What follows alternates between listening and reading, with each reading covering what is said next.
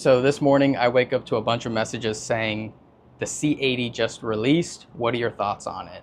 And I do have a lot of thoughts because when I had the C70 2.5 years ago, there was a big mental shift in my career, business decisions, and a few other areas of why I was going to switch to Sony. And I didn't want to. I had already invested so much in Canon, but I was waiting for something that was a cohesive product line for their cinema series. Finally, it's here. So I think this is important if you are a Canon user, and maybe if you're a Sony user. So I had the C70, which was Super 35 and RF mount. It's great for the size and how small you can build it up or keep it nimble, but I wanted an A camera. I wanted something that was meant to fit into higher level productions and have all of the things built into it. And then have a matching A and B camera. So finally, with the release of the C400 and now the C80, that is possible. I'm still glad I switched to Sony because it took years for this to come out. I had the C70 2.5 years ago, and I would have been waiting a little over 2 years for a C400. Instead, Sony said, we have the FX6 and FX3 ready to go. Even if you want to scale up and down, you can go to the FX9, Burano, Venice, 30. And Canon was making it difficult on their users because in order to get an A and B cam, you either had to jump up to the C300 Mark III, which now has a different mount.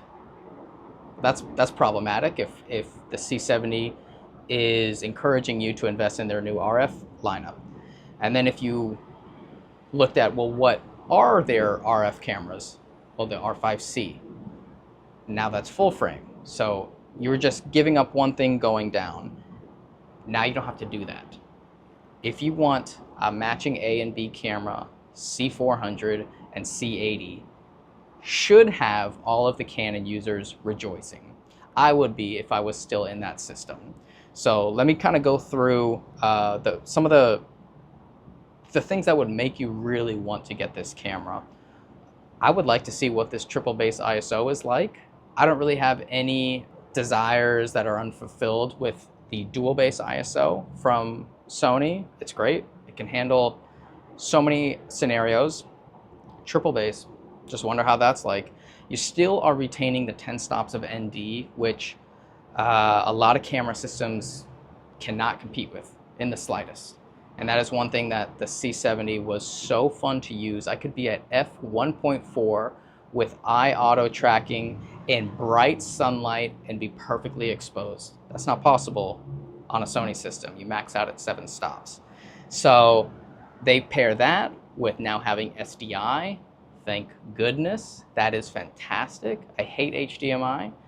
And having it up near the top is nice because you could just have a right angle adapter and then go straight into your monitor or straight into the accessories that would be already up there. So I love that addition.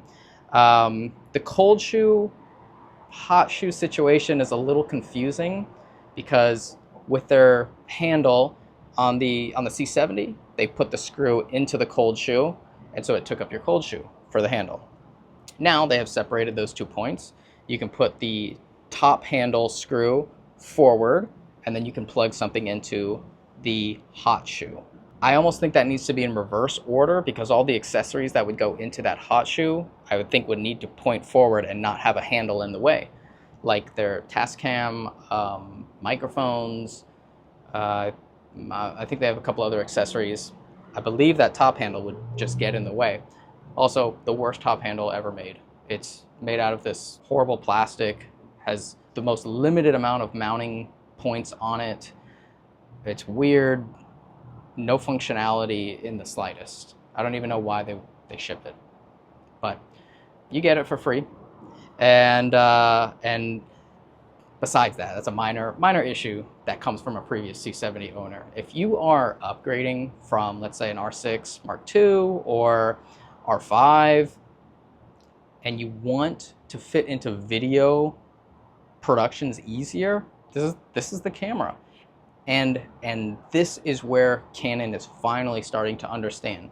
You get a user to jump from one of those mirrorless cameras, there's the typical smaller ones that are photocentric, into a C80. Now you are giving them a logical pathway to get into the C400. You're giving them the same mount, you're giving them the same sensor size, and you're giving them a lot of the same specs. I mean, I think the C400 tops out at 6K 60, and the C80 tops out at 6K 30. I think everybody will be able to maneuver that. And I've had a bunch of people who comment on my Sony videos when I talk about the new releases, saying like they're really got their feet stuck in the sand with Canon.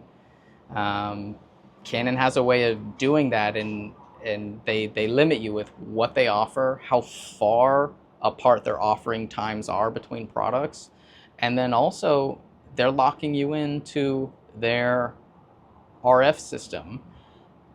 They have finally opened up third-party manufacturers for their RF mount, which doesn't even seem like a smart business decision. I would want to give my consumers more reasons to come in, and if that's price point, let's bring in the lower price point users. Let's let them get Sigma, Tamron, all these lower price point lenses to lock them in to being in the Canon system. So now they finally opened it up, but I believe it's only for Super 35 glass, the third-party lenses. I don't know. Canon always makes some weird decisions, but, and I think you guys have seen this too, they always put that crippling thing on each camera. It's not here on this one. The C80 is green lights, all systems go. This is a fantastic camera. I really am just nitpicking when I see some of the things that annoy me.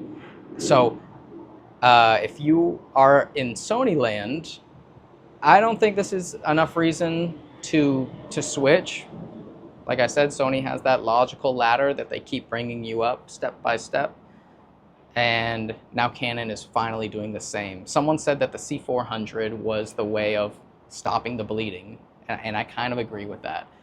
There was just, if you're video centric and you're in Canon, you're just pulling your hair out because you're seeing all these other manufacturers make logical product releases and decisions, and you're saying, how come every time we get a new camera we have to take one step back, or it's almost perfect except this. Now that is not a conversation anymore. Now there's a couple comments that I saw on the CVP video, and I just want to go through them. Okay, I'm sweating buckets out here in Florida, but what a turnaround from Canon. Management is finally understanding how competitive the market is. I completely agree. This is a fantastic redirection from Canon. I'm amazed that they were able to keep a lid on this. Wow. Now looking forward to aftermarket C70s. 27 people like that. Now, for me, I would not go for a C70 in this case just because of that A and B camera compatibility, but there's a lot of people who will. And this, again, it opens up their product line. It expands it, brings in more reasons for people to invest in it. And then if the C80 had OpenGate, 6K 60, and CF Express cards, it would be the perfect camera for me. So this guy's like me. He's never happy. You could also just jump up to the C400. They made it. It exists. And I'm just happy to see this is open. It's a new leaf for Canon. Tell me if anybody is in this situation. Has anybody left Canon that is now, with these new releases, considering going back?